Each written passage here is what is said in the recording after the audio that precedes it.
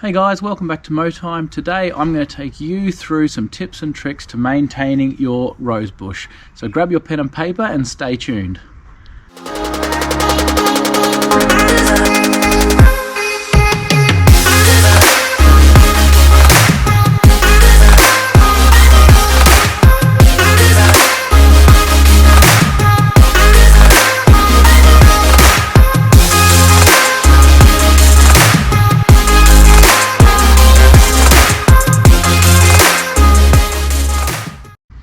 Alright guys, first things first, before we even talk about the rose bush or what's sort of going on with this one here, is I'd like to talk first and foremost, the number one tip is secateurs or cutting instruments. So these are really important in regards to cutting anything, whether it is your lawn or whether it is rose bushes or plants, etc. So having really good quality cutting equipment, or not even exactly really good quality, just really sharp, well maintained cut equipment is vital if you are wanting to become a bit of a keen or lawn gardener and maintain a disease-free lawn and garden. So yeah, tip number one I want to say is make sure you get a really good sharp pair of secateurs. So these are the Felco Original 2s. They are a wide known brand used by a lot of professionals, and these are the ones I've been using for quite some time now. Now don't get me wrong, these are not budget secateurs. You do have to pay for it, but you do get quality and an amazing blade material and cut quality with these. So the Felco Original 2s, you're looking around $80 or so for a pair of these, but of course you don't need to spend that much money to get something to create a nice clean cut. I've also had previous secateurs where I've paid like $30 or $40 for a pair at Bunnings, and they've been absolutely great too. But yeah, why it's important to have a really sharp, clean cut is so you're decreasing the chance of getting any sort of diseases into your plant or your lawn. So for instance, when you're cutting a steak, if you pulled out a butter knife and tried to cut your eye fillet with a butter knife, as opposed to pulling out a steak knife and cutting your eye fillet with a steak knife, then there's a clear cutting difference through, what's the best blade for cutting through that. And that's kind of the same with cutting your lawn, having sharp mole blades and having sharp secateurs or loppers or anything like that. You want to create that nice scissor clean cut and not tear the branches or anything when you're cutting them or tear your lawn. So yeah, tip number one is having a really good quality pair of sharp secateurs to make sure you make nice clean cuts when you're cutting your rose bush. I'm sure the last thing we all want to do is make rips of everything, and then that just increases the chances of disease getting into it. So yeah, first tip, nice sharp pair of secateurs. Alright guys, tip number two we're going to talk about is pruning your roses. So ideally here in Brisbane we are not too far off winter when the cooler period starts to kick in, and that is when you want to be pruning your rose bushes. So if your rose bushes or rose bush do flower, then yeah, winter is the time to give it a nice trim back, and don't be afraid to cut rose bushes right back down to the ground. They will spring forth again. So yeah, don't be scared to give them a good hard cut back. That's what they're used to and that's what they can manage, but just remember to give them a bit of a feed after that as well, just to give them a kick along. So so that's the ideal time to prune them here in Brisbane, is in winter time or Australia, and that's time which is coming up soon. So yeah, get ready and make sure you get some sharp secateurs and get ready to give your rose bush a prune. So the importance of pruning your rose bush right back, there's a few important reasons for that. One, we prune it just to prevent diseases again coming into the plant. Secondly, it helps encourage sort of air circulation around the plant as well. And when you cut sort of any bush back, regardless of whether it's roses or whatnot, you're sort of giving the plant a new lease of life, and you're trimming off all this dead stuff and getting it to sort of restart again. And once it sort of restarts, then you'll be ready, and it'll be ready to bring forth another set of bloom of roses for you. So yeah, it's creating more air circulation, and also you're getting rid of this dead foliage and foliage that has already bloomed and you're allowing new foliage to come through and grow, but you're also removing this coverage which allows far more sunlight to get down to the plant and spring forth. And we all know the sun is very much required for growing a lot of plants, especially roses, and growing a nice green lawn as well. But yeah, so we also cut it right back also to encourage a lot of its energy into a small section of plants. So what you might have noticed if you've done it in the past or you haven't done it at all, when you cut a plant, say like a common hedge I use on my channel, you might have seen many times, is the Murraya hedge, Murraya plant. So you can cut them right back and they will spring forth again with new shoots. And the rose bushes are the same. You're sort of just generating all the plant's attention to just that small section that is left after a hard prune, where in this circumstance, as you can see here, a lot of energy and nutrients are needing to spread right out to the tips of these, the peripheries of these plants and that, where as you trim it right back, like I said, the plant only needs to focus on that small section of encourage it and getting all its, energy and time spent on that little section to again make it grow and spring forth and hopefully have beautiful new roses ready for your next bloom time. Alright guys, so if you're a bit scared on how far to prune back your rose bush like I was talking about, there's some easy steps to sort of follow in pruning them back. Sort of the basic one is to trim back all the leaves off it. And that's an easy guide to go by, so just by the time you finish you shouldn't see any leaves on your rose bush. So yeah, that's the easy way to go back and cutting your rose bush. The next step you need to do when pruning is make sure you prune off and out all the dead wood in there.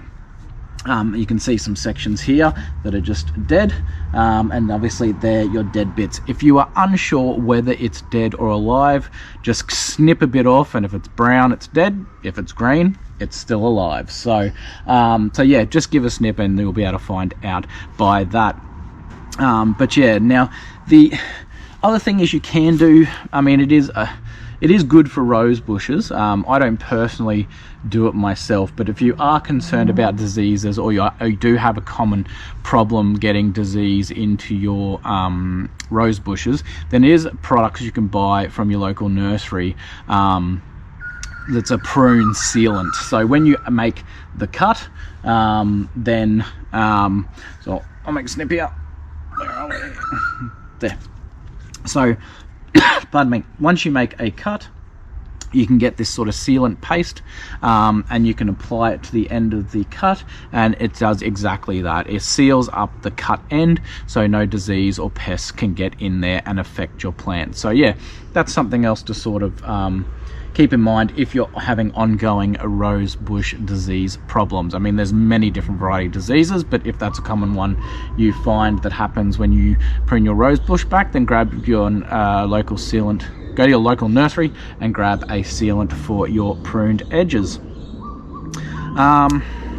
And then also another practice to get into as well, just from pruning, is make sure you clean around the base of your rose bush and just keep it tidy of any sort of junk you really don't want there, other leaves and etc. from surrounding trees, etc.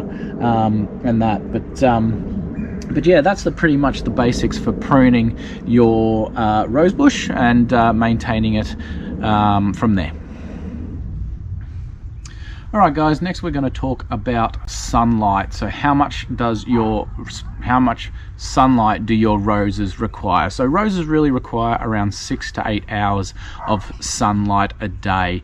That is ideal. They can go well on less than that, but that is the recommended amount of sunlight for having putting your rose bushes somewhere. Now, as you can see, this one, it's in a pot, even though the pot's pretty heavy, but having your rose bushes in a pot means, of course, they are mobile, so you're able to pick them up or put them on a trolley and move them somewhere, where it gets that required amount of sunlight during the day. If you're not in a house where you have that luxury, if you're in a unit or a townhouse that doesn't really get that much sun, then yeah, definitely look at planting your roses in a pot, and again, you'll have access to be able to move them around and put it in the best place that it gets the most sun on your property. Alright guys, so next tip we're going to talk about, which is a very important one as well, is watering. So watering is very crucial with your rose bushes. So what we'll talk about first is generally roses require approximately about 1 inch of rain about a week in watering. So it's not a huge amount. They just need to be evenly watered, but not overwatered. You can easily overwater rose bushes, especially if they're not planted in the best environment for a rose bush, which is a full, really, like I mentioned earlier, a 6 to 8 hour place of sunlight, but they also need to have really good drainage. So yeah, ideally don't water your rose bush with a hose. You should be watering a rose bush really with watering cans, just to be able to control the amount of water that's going down around the bush. If you just pull out your hose and blast it, you might not be controlling so much water that's around the rose bush. And again, it needs to be in a well-drained area to plant your roses. So what can happen with overwatering is what you can see with this one. So on some of these leaves here on here, you'll see that this is yellowing on the foliage here, and not unfortunately, fortunately we've had a lot of rain here in Brisbane. We had a lot of rain last week and have had another pretty much full day of rain today and a little bit yesterday. So this poor little rose bush has copped a pile of rain, really too much water, and this is what can happen with too much water around the roots. You'll start to see the leaves yellow off like this. So yeah, you can also get other diseases and issues like something I've spoken about before is root rot as well, where there's just water pooled around the base of it, and that causes yellowing of the leaves and the plant to die off as well. So that's why it's really important to have your rose bush in a well-drained area, which is why pots are good for roses, because you can do exactly that. It drains out. Where in the garden, if you've got clay soil underneath, or it's just very compacted, then there's a good chance for your roses just to be sitting in too moisture water, and again end up with this yellowing on the foliage, as you can see on the rose bush behind me.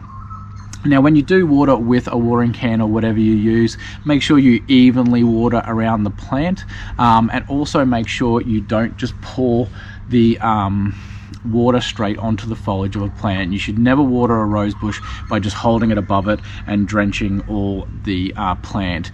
That just increases the risk of disease and that getting into the plant, wetting all the foliage, etc. Now when it rains, obviously we can't help that. That's rain coming down from the sky, but just keep an eye on your rose bushes after rain, and just keep an eye out for pests or issues that it is crying out about that need help. So yeah, evenly water around the base of your rose bush, and making sure not to wet the foliage and stems too much. Now, as I said, keep an eye on it. Do little bits often, more than a massive drenching in one go. But yeah, so keep an eye. If you do start to see your foliage yellow off, then there's a good chance you're overwatering your rose bush. Now this is a common problem I come across or get asked about when someone is talking to me about rose bushes, because when someone walks out to their plant and they see it browning or yellowing off, they're thinking, oh my gosh, I'm not watering my plant enough, it's starving, and they go and get another 9-litre watering can and or their hose, etc., or the irrigation system, and they blast the water on it, not knowing that that is actually the cause of the problem, too much water. So that is something I come across often. So yeah, do make sure, if you do come out and you're concerned about your rose bush, make sure you check the moisture around the plant. Just remove your mulch away or whatever you have there, and just check the soil and give it a day, 24 hours or something like that, without rain, without watering it, and check the soil again, and that'll be able to tell you whether the soil is actually draining and you're watering it too often and you need to change your irrigation times, or whether you just need to back off on getting out the watering can and watering it. So yeah, keep an eye out for that, and just double check before you go ahead and water it again.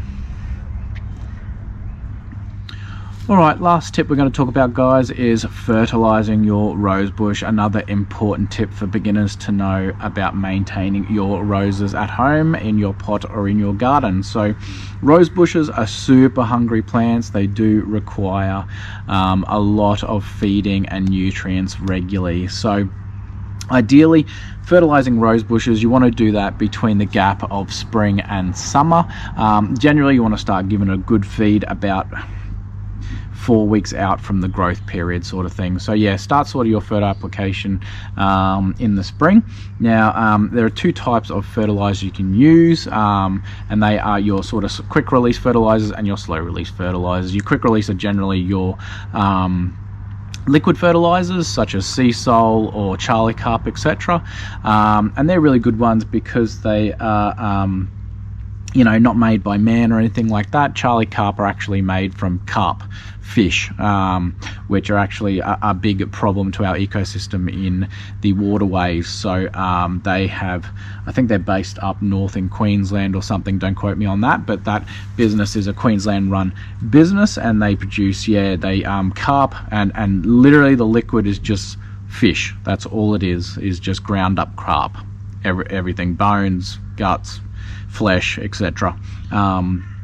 And yes, it is awfully stinky, so make sure when you are applying that, if you're doing the hose on pack, do not stand downwind from it, because you'll regret it.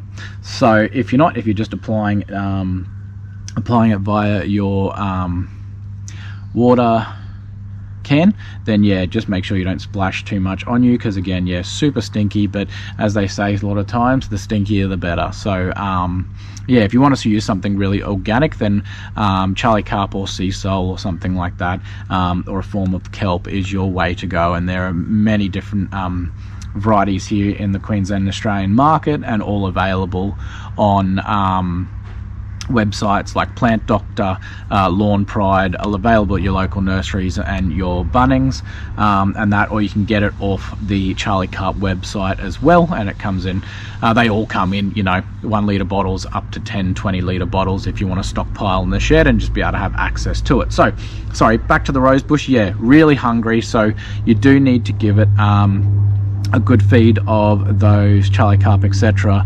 products that I mentioned regularly. And then as I mentioned earlier, you need to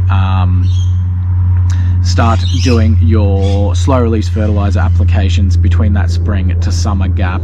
Now when you're doing that, make sure you move away any mulch that you might have around your rose bush, and then as the directions of whatever slow release fertilizer you get, just follow the directions and spread that around and dig it into the soil, and make sure you wet it, because it doesn't get activated unless you wet it. They are all tiny little prill-sized balls of all that's nutrients, and yeah, they're sitting there and they will just sit there unless you wet them. So make sure you give it a good water in, and that'll activate them to break down, and again, they slowly break down, hence why they're called slow release fertilizers. So yeah, that's pretty much the last top tip pardon me, I can give you for maintaining your rose bush. So I hope you have learnt something today on maintaining this rose bush.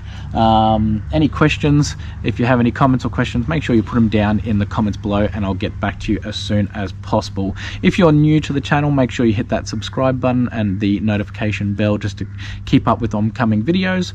As I've mentioned in previous videos, even though the channel is called Mow Time, it isn't all just lawn based. We go through basic beginner stuff in the gardens as well. So if you're a keen gardener or you're keen lawny, then yeah, this is the channel for you. So make sure you hit that subscribe button and keep an eye out for upcoming videos, and make sure you jump on the channel and check out my previous videos, which are also educational videos on the lawn and garden.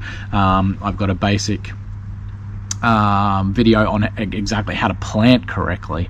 There's a lot of people who don't actually plant correctly, and that's in one of my videos where I did a big lawn and garden front yard makeover, and you'll be able to catch them back at the start of my channel when I'm doing the garden makeover. You'll see a little video there on how to plant correctly, but I'll leave the link up in the description up here, and you can click that and go to that if you want to go learn planting correctly. So yeah, anyway guys, thank you so much for viewing this video. I hope it has been helpful and given you some tips, as I said, for ongoing maintenance of your rose bush.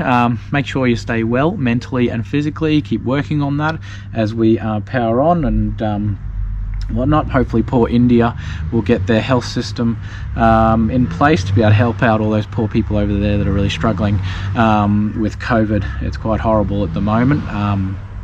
But yeah, they've had, I think I read, another 350,000 cases or something that's popped up yesterday. So yeah, feel sorry for them. Have them in your thoughts, etc. But anyway, take care guys, and we'll see you in the next video.